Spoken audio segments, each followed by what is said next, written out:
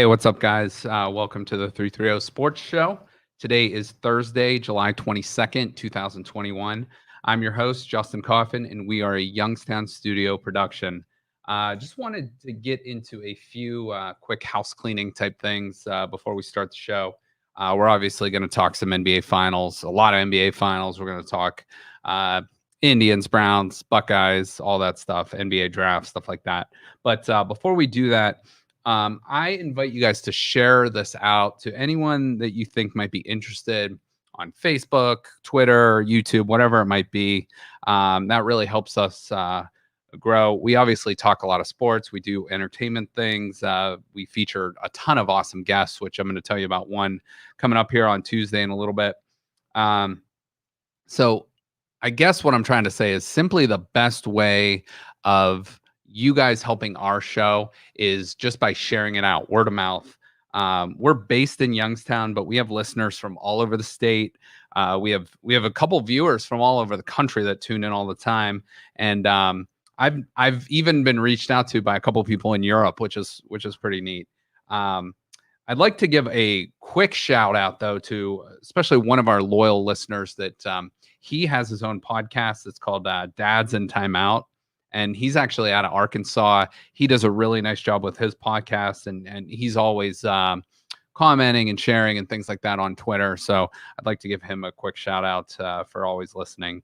If you would like to listen to any of our shows, watch any of our shows, just simply search Youngstown Studio on Facebook, YouTube, Instagram, and Twitter. You can also, Spotify, iTunes, whatever your podcast platform is. Check out my show at 330 Sports Show on all the social media, again, on Instagram, on Facebook, on Twitter. I put a lot of content out there and try to engage with you guys online. Also, we have a website for our studio down here, youngstownstudio.com. Simple as that. Just type it in, bookmark it. We have 520, I think, plus shows right now on that website. You can go back to archived interviews, archived shows, whatever it might be, but we have a ton of content on there. We also do have phone lines open for most of our live shows. Phone lines are open today, 330-595-1600, 330-595-1600 if you would like to give us a call. This show, we record live at about 1:00. So a lot of people are either at work, on their lunch break, whatever it might be, that are able to watch live. So if you're able to watch live, but maybe not necessarily call in to talk sports or talk about whatever's on your mind, you can always drop us a comment in the Facebook, YouTube, whatever it might be in that section, and we can still engage with you that way. So again, 330-595-1600 if you'd like to call in or, drop us a note on one of the social media platforms. We love talking. We love hearing from our listeners. So with that said, I'm going to kind of just tease our Tuesday show a little bit. I'm doing an interview tomorrow that's going to be pre-recorded, but I want to just have you watch this video and take a look and see what that's all about. Hey guys, Justin Coffin for the 330 Sports Show. Just wanted to remind you real quick that we are a Youngstown Studio production.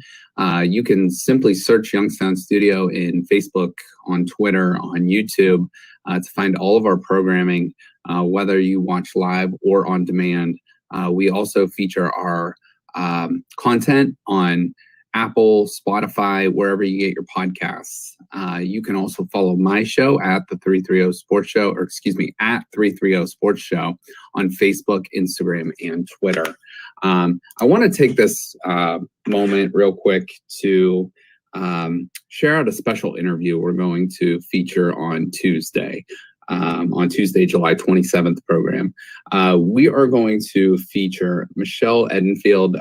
She is the founder of the Molina Foundation and also Molina's mom. There is going to be an event coming up August 7th in Canfield, and she's going to tell us all about Molina's story and all about this event and how you can help this foundation. So tune in on Tuesday for this interview and plenty of great sports content. As always, we appreciate you guys taking the time to listen and supporting our show and our network. Now we're going to get back to our programming. All right. So thanks for listening to that, and look forward to talking to Michelle and her telling you all about their foundation. Really excited to promote that event and talk about Molina. So let's get into some sports talk, and we're obviously first going to start with the NBA. The NBA Finals just completed on Tuesday night. It was an absolutely awesome performance by Giannis. We'll get into that in a little bit. I don't want to say the whole Bucks team because some of them laid an egg, but it was a very, very impressive, one of the most impressive individual games in NBA history. Again, we'll talk about that soon. If you were able to see the crowd outside of, I think it's called like the Pfizer Arena there in Milwaukee, it was awesome. It reminded me a little bit of Toronto a couple of years ago, a little bit of Cleveland when they had their finals run. But outside the arena, and I love this line. They said there was like 65,000 people, but they said that will make, I think it was Jeff Van Gundy, maybe it was like Dr. Fauci is at home cringing right now. Because, I mean, it was just wall to wall, shoulder to shoulder people on top of having about 18,000 in the arena to watch the game. So again, very happy for the Bucks fans. It's very exciting that, a small market team, Milwaukee, a very, very similar city to Cleveland, to Detroit, to Pittsburgh, things like that. So it's always cool when a small market team can win, especially with a homegrown star like Giannis. He was drafted by the Bucks. The Bucks actually had 0 lottery picks on their team. Brook Lopez was a lottery pick earlier on, but kind of a later lottery pick. But he was the only lottery only lottery pick in on that whole entire roster, which is pretty amazing. So Giannis, I'm going to just kind of take you through the roster and tell you how they acquired some of these guys. So Giannis was drafted in 2013. He was the 15th, so he was the very first pick after the lottery, but the 15th pick in the 2013 NBA draft, and he's still only 26 years old, if you can believe that. He's just a very, very likable guy. Obviously known as the Greek Freak since his last name's so freaking hard to pronounce. Antetokounmpo. I try to get that right, but sometimes I might butcher it. Kind of their second main guy, their Batman, or I'm sorry, their Robin to Giannis's Batman is Chris Middleton. Chris Middleton is I believe he's 29 years old. He's actually going to be joining Team USA here in a little bit. But he was acquired in a trade with Detroit as well in 2013. So these guys have kind of, for the last 7-8 years, really grown together. They signed Brook Lopez in 2018 as a free agent. They acquired Drew Holiday via trade from New Orleans in a 4-team trade just recently. PJ Tucker was just acquired late in this season with a trade with Houston in as recently as March. PJ Tucker kind of wasn't the player in the finals that he was during the regular season, but an overall really good defensive player. Kind of gets under the opponent's skin a little bit. Kind of the Jay Crowder of Milwaukee, maybe not quite the scorer, but sort of that similar type player. They also drafted a player named Dante DiVincenzo. You didn't hear about him in the finals because he was injured, but he will be a nice player going forward for them once he's back. Kind of a nice role player. They also brought in Bobby Portis on a 2-year, $8 million, which is a huge discount in the NBA.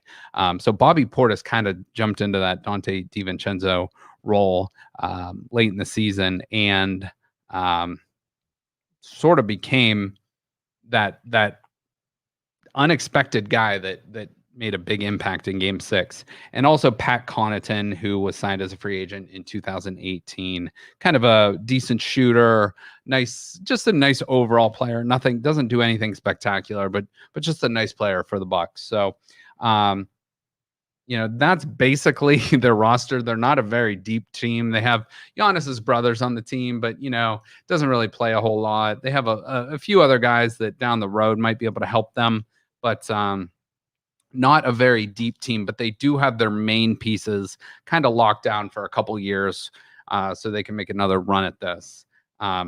So speaking of the road to the title, let's just recap that real quick. I know I talked a little bit about it on Tuesday, but the Bucks road to the title. So in round 1, they swept Miami, who knocked them out of the playoffs last year in an upset. They defeated Brooklyn in Game 7, and this is the big one where the Bucks were real big underdogs. But we all know Irving got hurt. Harden was not James Harden that we know, and they basically escaped by Kevin Durant's big toe. That if his toe is not on the 3-point line with about 1 second to go in the fourth quarter of Game 7, we're not sitting here having this conversation about Giannis's legacy, Giannis's impact in Game 6 and the Bucks winning, because truthfully, the Nets go on and who knows what happens. Maybe Coach Budenholzer gets fired. I don't know. Maybe that shifts a bunch of different things for the Bucks. So all in all, just a bunch of what ifs with Kevin Durant's big toe, if that was not on the line. Let's see. So that took them into the Eastern Conference Finals. They took down the Atlanta Hawks, which again, they were underdogs in that series, which was kind of hard to believe. But Trae Young getting injured in that series kind of helped them out. But it's sometimes the playoffs are just a battle of attrition and who's left standing. Then you go to the NBA Finals and they go down 2-0, and then they win 4 consecutive games, take out the Suns, who the Suns another team that I really think the Suns are only like a 6-person team. They're not a very deep team. They had some nice key pieces, and they got lucky into the finals, but both teams give them credit. They got there. But the Bucks came out on top. So I mentioned this on Tuesday as well. The Bucks were 9-1 underdogs before the playoffs to win the series, to win the entire NBA Finals. So they were underdogs, as I mentioned earlier, against the Nets, the Hawks, and the Suns. So pretty unbelievable run there. So Lucas, real quick, just your overall thoughts on what the Bucks did in this series or in the playoffs as a whole. I mean, honestly, the numbers, we haven't gotten there yet, but the numbers that Giannis put up, imagine if he made his free throws. Excluding the last game, because he went, what was it, 15 for 16 or 17 of 19? 17 of 19. Yeah. Oh, I have something to say about that later, but unbelievable. They had a very shallow team, like you said, with the Suns as well. Sure. If they want to look to maybe hit a repeat or make another run, they're definitely going to need to add some depth. No doubt. Granted, they are the NBA Finals champions. They're going to be celebrating. They're going to be a hot team to go to. People are going to be looking. Now, then that comes into play is, can Giannis play with other big players? Something I'd like to see. I don't know if he's ever had another superstar player, I guess you could say. Closest thing he had was probably Middleton. Yeah, probably Middleton over the last run. That will be interesting. We're going to put up this graphic of those numbers you were talking about. So we'll put up that he's the first player in NBA history with 50 points, 10 rebounds, and 5 blocks in an NBA Finals game. Not to mention his biggest Achilles heel, his biggest weakness was those free throws. Right. And, shooting 17 of 19. He was actually 17 of 18 and missed his very last free throw.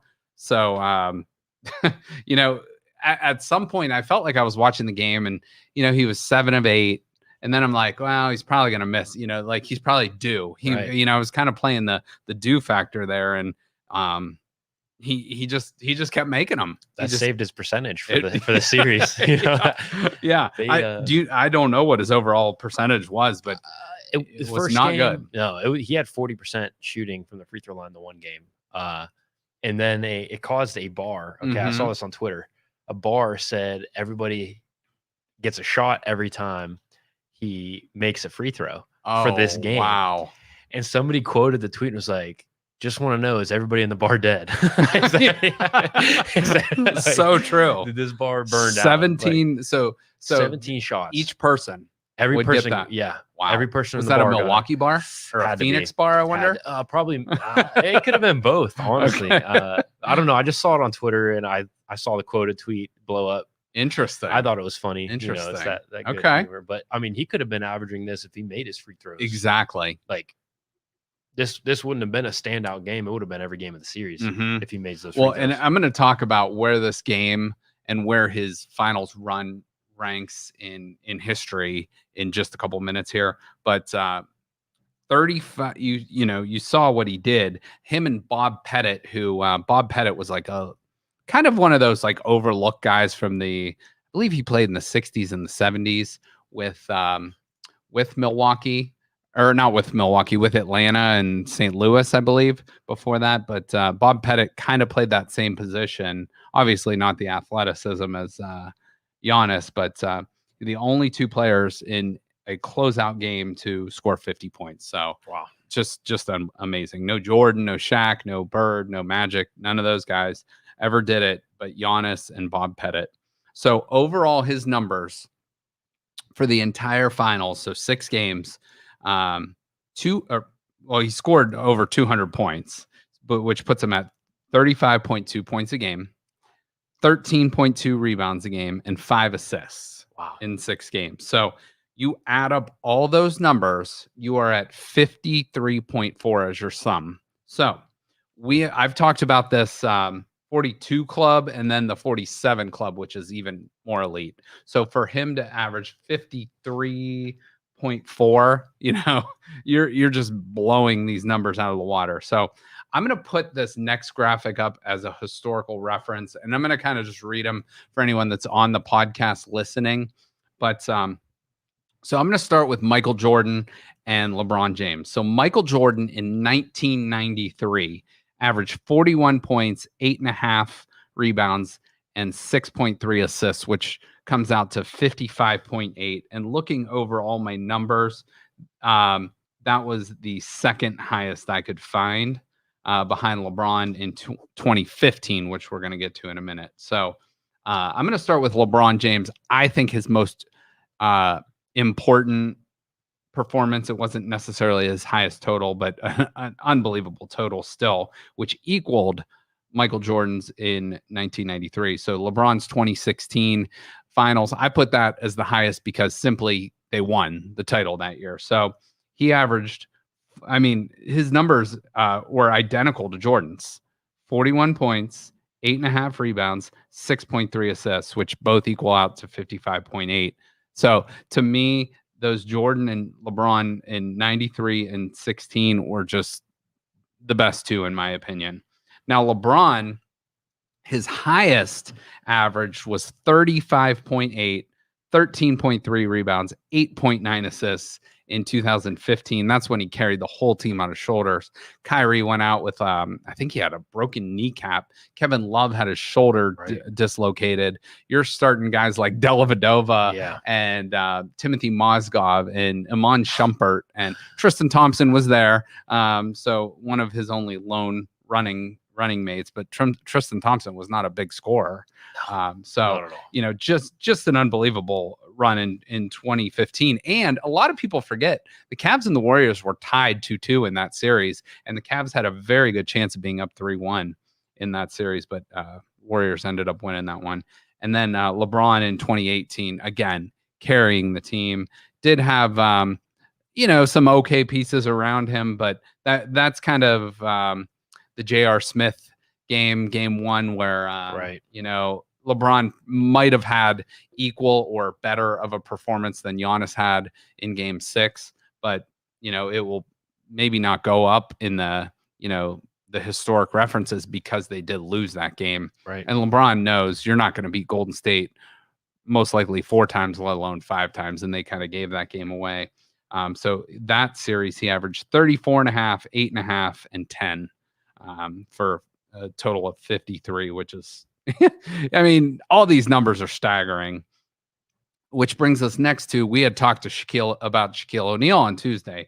Again, not a great free throw shooter, but a guy that totally dominated the sport in his position for 3 consecutive years. I mean, obviously a longer run than that, but let me just real quick reference these 2000, 2001, and 2002 NBA Finals. So Shaq in in 2000, 38, 16.7, and 2.3 assists, which equals to 57.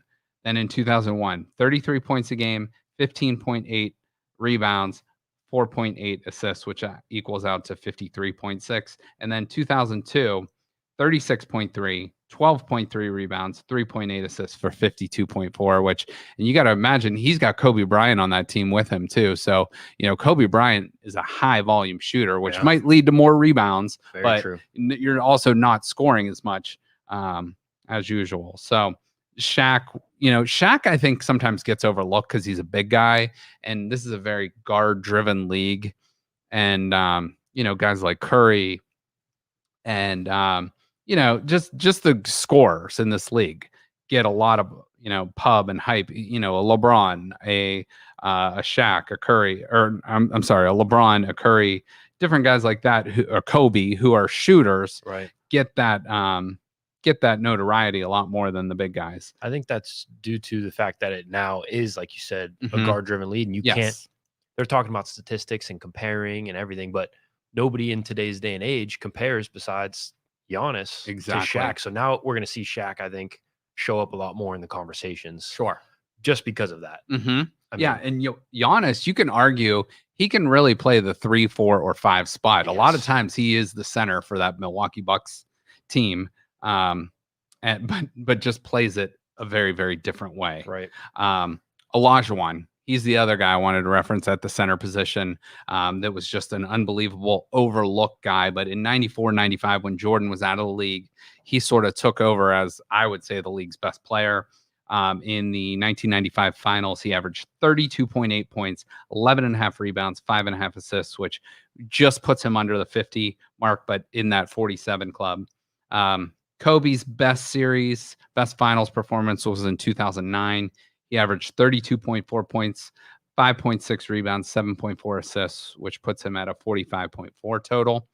Dwayne Wade's best was in 2006. He had 34.7 points, 7.8 rebounds, 3.8 assists for 46.3 total. Tim Duncan is someone that, because he was so quiet, because he's, his nickname, for God's sakes, was the big fundamental. That's not a very exciting thing, but the dude was just a great basketball player, a very good defender too, which goes overlooked. But Tim Duncan in 2003 averaged 24.2, 17 rebounds, 5.3 assists for 46.5, just outside that 47 club. And then Magic Johnson, I had to add this one because he actually did make that 47 club. 26.2 points a game, 8 rebounds, and 13 assists. So, probably the greatest all-time point guard. You could argue now Steph Curry, totally different way of playing, totally different era of basketball. So to me, it's apples and oranges. But when you're arguing who you're going to take, Steph Curry or Magic Johnson, it's like whatever. I'll take either one. Just give me either one, and I'll be happy. So now is that 58 the highest? The one I believe it is. I went back through the numbers as far as 87. And now, there might be a Kareem year where there was a little bit higher. I went back as far as 1987 and looked and added up these numbers. And hopefully my math checks out. I just did it on my calculator on my phone. so I didn't make any mental mistakes. But to me, I think that LeBron 2015 was the highest. But I could be mistaken. If somebody out there knows, please correct me. But yeah, that's to me, either way. Right. When still when amazing. you're up there, especially above 50, you're not gonna, most likely you're not gonna lose a series. But unfortunately, us as Cavs fans, Yeah. lost a couple of those where LeBron put up huge numbers. But somebody else I want to talk about real quick is Chris Paul. Chris Paul is 36, I think, soon to be 37 years old. Came in the league around the same time as LeBron. He's getting up there in age, but he still had a pretty nice performance. I think we're going to end up finding out that there's something wrong with his hand or a hamstring or something. He didn't look like the exact same player. Especially game 4. Game 4 really stands out to me. He sort of deferred to Cam Johnson or Cameron Payne, excuse me.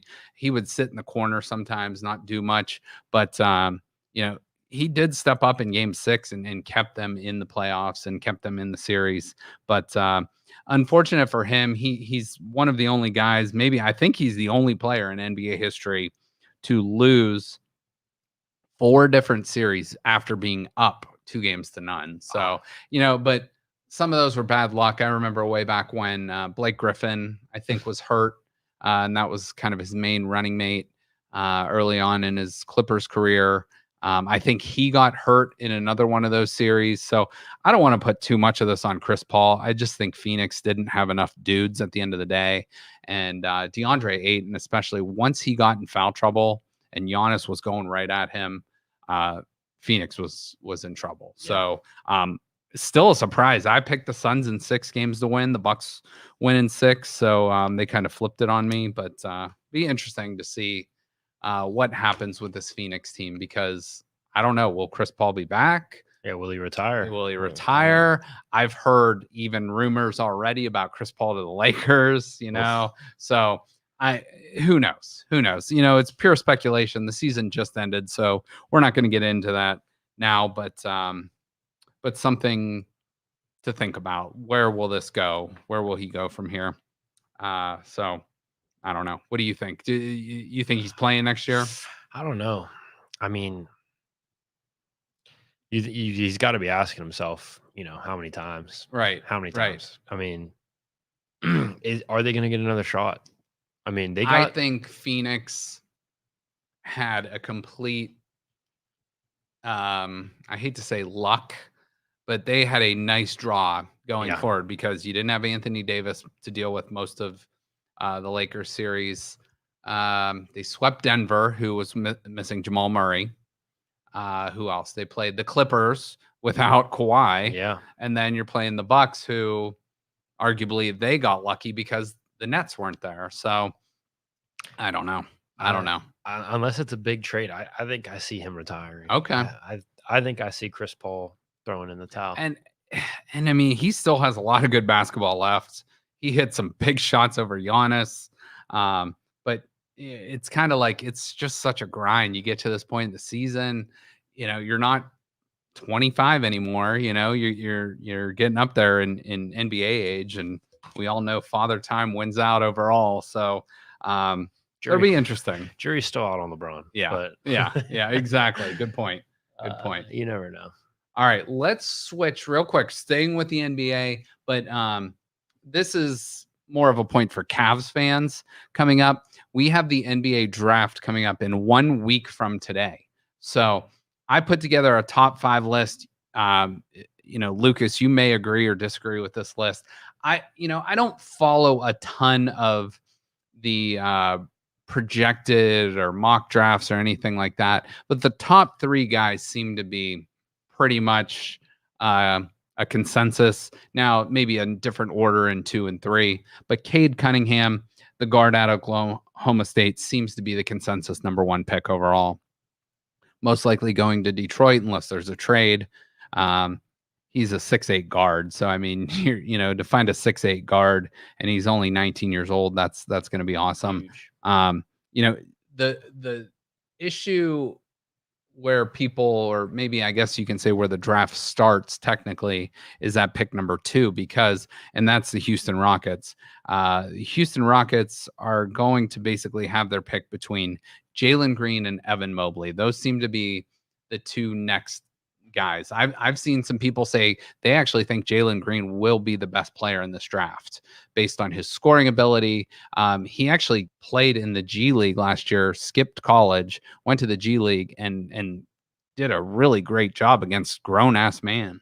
He wasn't playing against college kids. Yeah. Evan Mobley is the other guy. He's a forward center. I've heard comparisons to Chris Bosh for this kid.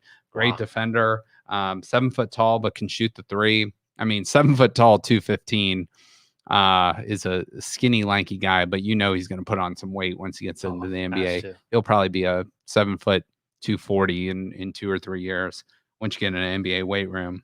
But those seem to be the 3 guys, and I'm just going to stick with those first 3 picks because the Cavs have the number 3 pick, and to me, the pick that makes the most sense for the Cavs is Evan Mobley, the center out of USC. But if Jalen, I'd think I'd be happy with whoever falls to them, either Jalen Green or Mobley. But with that said, if the Cavs somehow take Jalen Green, I think there has to be the trade then with Colin Sexton. You got to get him out of town because you have way too many guards. You got way too many guards. At least with Jalen Green, you're getting a 6'5" guy. Colin Sexton and Darius Garland, both about 6'1", I believe, 6'1", 6'2". So on the smaller side, but the Cavs can really get a franchise-changing player, I think, with one of these, couple guys here. So they just got to hold on to them. Mm-hmm. I think it'll do good for Colin and Darius to have a little bit, at least Colin have a little bit of a scene change. You never know. I mean, get him out of Cleveland and he might turn into a star. Well, yeah, and I agree. And I think if you put Colin Sexton on the Suns, could you imagine, that could have been the difference of them winning the finals right there. You get an instant offense type guy. Now, the biggest knock I hear on Colin Sexton, and I'm a Colin Sexton fan, I do like him. I prefer Darius Garland over Colin Sexton. However, I like Colin Sexton's athleticism. I like his enthusiasm. He's a hard worker.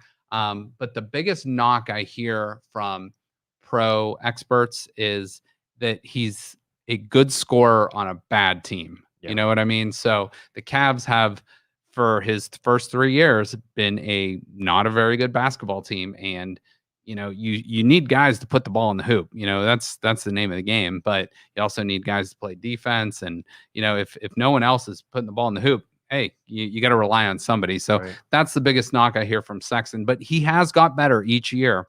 So it'll be interesting to see what kind of offers the Cavs can muster up for him.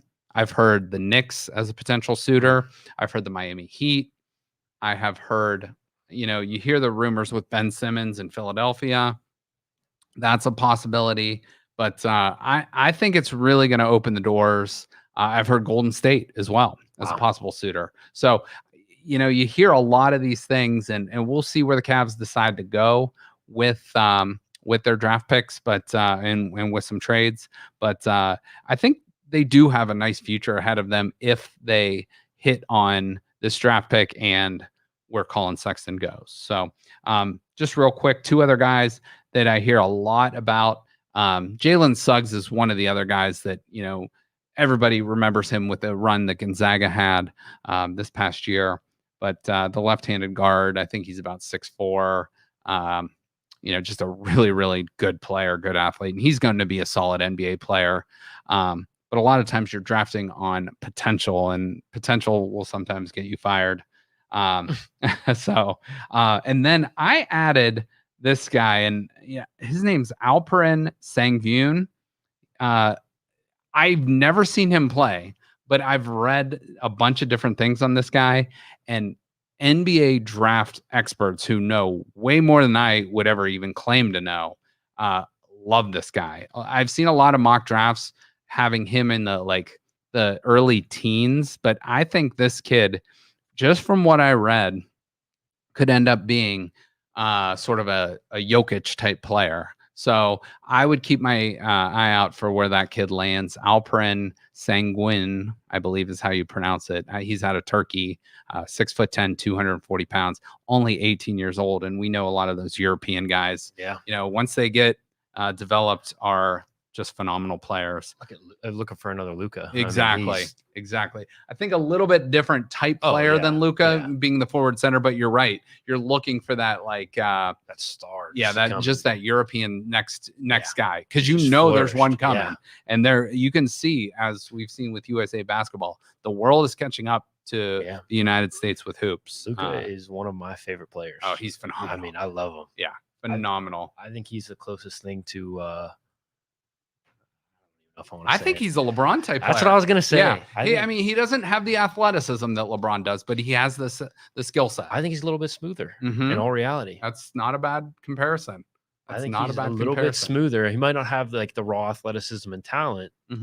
I'd argue talent, but he's a little bit smoother, just a little bit more. He plays more like an older LeBron than the younger LeBron. Yeah, exactly. So. And he's been playing basketball professionally probably since 14 or 15 over in Europe. So I think he is playing in the Olympics. Is it Lithuania? One of those. I don't know. I get confused on the Croatia, Lithuania, all those countries over there. But he'll definitely be the main dude on his team. So look for him in the Olympics. The other two, just honorable mentions real quick, I put in there. James Bonite out of UConn, he's a guard. And then Davion Mitchell, the guard out of Baylor, I think would be a really nice 6-man for a very competitive team. Hate to say Golden State, but I think Mitchell would be a real nice impact player. So there's our look at the NBA. So congratulations again to the Bucks, and we'll keep you updated if we hear any news with the NBA draft or potential trades coming up, especially for the Cavs. Let's switch gears to baseball. We haven't checked in on the Indians for a little while. So Cleveland Indians, we're going to start with the good. So first of all, they beat the Astros last night 5-4. And cool note, Terry Francona ties Mike Hargrove for second all-time in Cleveland Indians history with 721 victories. So pretty awesome there. He is only 8 wins behind Lou Boudreau, who has 729 for his all-time career. So Tito Francona, just an unbelievable manager. Like I said, 721 wins in his short time, really, in Cleveland. They've been the most competitive team in the American League over the past decade, and that's thanks to him. Now let's talk a little bit about the bad. Now the Indians are still 48-45, so they're still 3 games over 500. They did win last night, but they are currently 3-3 after the All-Star break in the first 6 games against 2 really tough teams in Oakland and Houston. They're 8.5 games back in the Central of the White Sox, so that's a big mountain to climb there. And they are 5 games back in the wild card behind just several teams there, including the Yankees. The trade deadline is coming up at the end of the month. This is just my opinion, but I think the Indians probably need to pull the plug on this season. Not saying wave the white flag and give up, but I am saying to maybe trade some veterans that are nice players, but maybe bring up some of these younger guys, maybe let some of these younger guys play and see what you got. A guy like Clement, who's playing right now, a guy like Daniel Johnson. So maybe you trade Eddie Rosario or a Cesar Hernandez, who are both on 1-year deals, and see if you can get anything back for them. Some nice prospects. As we know, the Indians are not a team that likes to spend a ton of money, unfortunately, but hopefully, they can still compete while also rebuilding this roster for the future. But obviously, injuries have derailed this season with Bieber out, Savale out. Plesac just came back from his injury, but I'm still have a glimmer of hope for this season, but the chances are fading day by day, especially with each loss that mounts. So we'll check in with the tribe next week, and maybe they'll make a trade and bring somebody in. Maybe they'll ship a couple guys out. So right now, I think it's a coin flip on which way they go. We are going to have a ton of football talk coming up in the near future. Football is just inching closer day by day by day. The Browns, actually, I saw the Steelers are already in camp. And the Browns rookies report on Saturday, and all others report early next week. I think it might be on Tuesday that all the regulars and the veterans report. So Browns open up the preseason on August 14th at Jacksonville, which is head coach Urban Meyer down there and Trevor Lawrence. And then they begin the regular season with two-time defending AFC champs, the Kansas City Chiefs, in what will be a huge game. So we'll see how that goes. Also, too, COVID protocols is something that has been in the news with especially football, college football, NFL football. NFL teams are putting this 85% threshold on a lot of these teams. So if they're going to loosen a lot of these restrictions, if a team gets to 85%, and Baker Mayfield just yesterday was like, this is going to be a major competitive advantage for teams that can get to that 85% threshold. So we'll see how they can get, if they can get to that number, and, just hopefully, I don't want to get into anything political, but it should definitely be a competitive advantage if they can get to that 85%. I'm going to have Lucas put one more picture up here for me. Well, the next picture up for me. You guys know I use a crap ton of visuals in here, but USA Today released this. We're going to do our own preseason predictions for win totals, for over-unders, a bunch of other stuff. But, this is what USA Today put out as the record for the forecast. And you can see the Browns, they have as the second highest win total in all of football. They have them preseason at 13-4. The only team exceeding that would be in the NFC at 14-3. So they have the Chiefs, the Browns, the Titans, and the Buffalo Bills winning their division. And then they have the Chargers and the Ravens and the Dolphins getting the wild card spots in the Lisa, did you hear that? The Dolphins with the wild card? I was going to say something, but I didn't. Lisa's a big Miami fan. So as of now, that's what USA Today has. We will have our panel of so-called experts on the show in the near future. We're going to do futures betting. We're going to do different things like that. But that's where we're at with the NFL. In the NFC, they have the 49ers, Packers, Bucks, Cowboys winning their divisions, and then the Rams, Vikings, and Seahawks as the wild card teams. So again, we'll check in on that.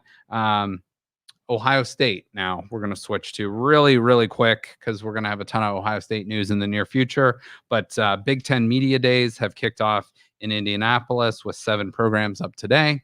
Ohio State and 6 other programs will go tomorrow. We are only 42 days until kickoff in college football with Ohio State. So we'll have plenty of news on that. Just real quick NHL note. The expansion Seattle Kraken, that's a really cool name. I just like that. The Kraken had an expansion draft yesterday, selected a bunch of players, and they will be the NHL's 32nd team. Now, real quick Olympic news before we get out of here. The Olympics start on Friday. Well, actually, there has been some contests. I saw there was some soccer games and things like that. But real quick, COVID levels are super high right now in Japan. So I'm seeing American athletes being quarantined, being pulled from the games. Unfortunately, I've seen beach volleyball. I've seen a couple basketball players. I've seen a couple other random athletes here and there that have been put, that have not been allowed allowed to travel to Japan. So pretty crazy. Now, this next picture I'm going to have Lucas put up here. I saw this story yesterday and I just had to laugh because it's about the beds in Tokyo. So these are called, and I don't know if the news media put this on there or what, but they're calling these anti-sex beds because they are made of cardboard and it can support the weight of one fully grown adult. Now, what if you threw a couple gymnasts in there or whatever? I mean, I don't know what the body weight limit is. Maybe they build the cardboard boxes based on the weight of the human. Wow. So they're calling these anti-sex beds, which I just thought was funny and worth noting. But yeah, so it's to keep COVID protocols in place, I guess. So whatever they want to do. But I got to give, his name is Ken Carmen credit. He's a radio personality for 92.3 The Fan in Cleveland. He just saw this picture and saw the story and retweeted it. And I was thinking the exact same thing. I said, and this is what he said. He's like, well, they're just going to have sex on the floor. I just thought that was worth noting there and really funny. So one final picture I want to show you. And this is really weird and really interesting, but and I don't read or speak Japanese, but I did see this noted. So there was a movie called, I believe it's pronounced Akira. It is set in 2019 and shows a signboard. Oh, and by the way, this is from a Japanese 1988 animated movie that famously predicted that Tokyo would win the right to hold the 2020 Olympics. So first of all, check mark there. Pretty amazing. I'm surprised The Simpsons, they're known for predicting things, but they predicted the 2020 Olympics in 1988 would be in Tokyo. And then there's some graffiti written under this sign, which, I'm just taking this article's word for it. But it says, the sign reads 147 days until the Olympic Games, and encourages citizens to lend their support to making the event a success. Underneath that, someone graffitied, cancel it, or just cancel it. I'm not sure the exact pronunciation or translation, but that was just, to me, that's just like mind blowing, because it's like, first of all, you predicted that Tokyo would win the Olympics in 2020, 32 years before that. I'm not sure what year it was announced, but still at least 2 decades before. And then with the graffiti of just canceling it, going with what's going on in the world, was just pretty crazy. So, I felt like I had to share that. The opening ceremonies will be tomorrow. Maybe you can watch some of those obscure Olympic sports that Lucas and I talked about on Tuesday. So, there'll be plenty of that to cover. It's on all the NBC channels, so that'll be entertaining. I really do look forward to the Olympics. And I just got a message from Melanie Thomas, who you remember was on our show, the former Olympian. She is going to come back on our show on October 7th. So we'll look forward to having her back in studio in Youngstown. And Scott, sorry. I mean, I kind of watch the Olympics, but I agree, I could see a lot, it's just, especially these ones, because they're so far ahead. It's, I think they're like 12 hours ahead of us, something like that. So it'll be interesting to see if people watch them live or, on replay or whatever it is. So I agree. The Olympics aren't probably as popular as they used to be, but I still think those main sports, the track and field, the swimming, the gymnastics are up there with that. So we're going to end the show here today. We have a bunch already for you in the works next week. And I do want to talk about Space Jam 2 at some point. I didn't want to overlap that with the NBA Finals. I did get to watch that. I have a 2-year-old daughter, so we would watch like 30 minutes a night for the last 3 nights. And we watched that. She liked it. I have some differing opinions on it, but I'm a grown ass man. It's a kids movie, so we'll talk about that next week a little bit. But thanks again for listening. Appreciate you guys. Congrats to the Milwaukee Bucks, and we'll talk to you guys. Thank you for listening to this show on Youngstown Studio. If you like our programming, we invite you to subscribe to our YouTube channel, follow our Facebook page, or subscribe to your favorite podcast platform like iTunes or Spotify. This is original Youngstown content, and we would appreciate you sharing the videos and the word about us. Thank you.